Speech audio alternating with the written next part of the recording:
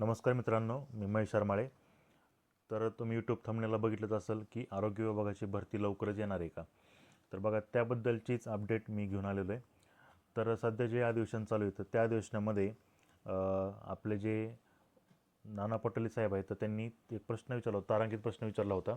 तर त्याला उत्तर देताना आपले माननीय आरोग्यमंत्री श्री प्रकाश आंबेडकर साहेब यांनी त्याला उत्तर देताना ही माहिती दिलेली आहे. तर बघा ते काय म्हणता येते की आरोग्य विभागातील विविध पदांची भरती ही टप्प्याटप्प्याने केली जाणार आहे.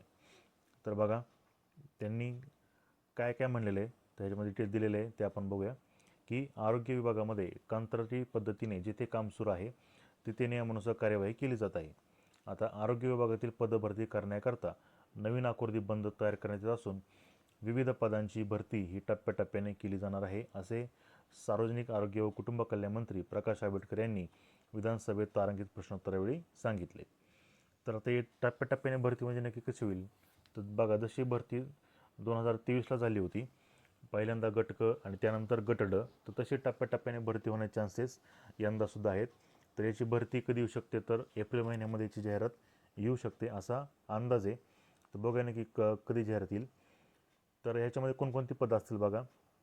जर तुम्ही टेलिग्रामवरती भरपूर टेलिग्राम चॅनलला बघितलं असेल की एक PDF फिरत होती की त्यामध्ये आरोग्य विभागातील जानेवारी 26पर्यंत किती पदं रिक्त आहेत, किती नाही आहेत, किती भरले आहेत, सर्व माहिती देण्यात आलेली आहे. तर ती हीच PDF आहे. तर बघा, संचालक आरोग्य सेवा पुणे 1 गोषवारा पदनिहाय माहे जानेवारी 2026. मग 2026पर्यंत आरोग्य विभागामध्ये किती जागा रिक्त आहेत, किती भरल्या आहेत आणि किती मंजूर आहेत, तर यानुसार सर्व दिलेलं आहे.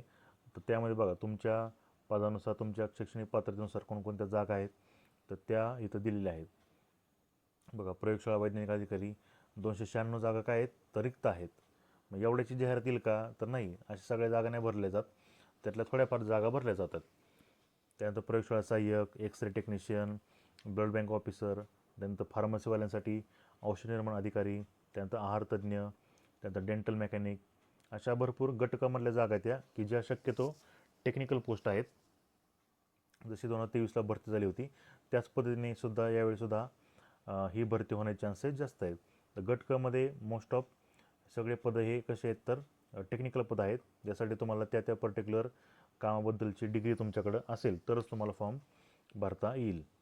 त्यानंतर गट ड मध्ये जे आहे ते सर्व 10वी पासवरची भरपूर पदं असतील.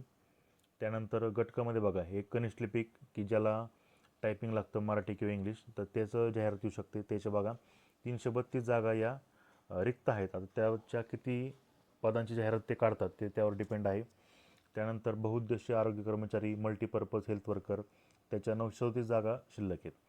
तर अशा भरपूर जागा आहेत गट क आणि गट ड मिळून. तर याची जाहिरात येण्याची शक्यता आहे एप्रिलमध्ये. तर त्यानुसार अभ्यास चालू ठेवा. एप्रिलमध्ये भरपूर जाहिराती येणार आहेत, नगर परिषदसुद्धा येऊ शकते.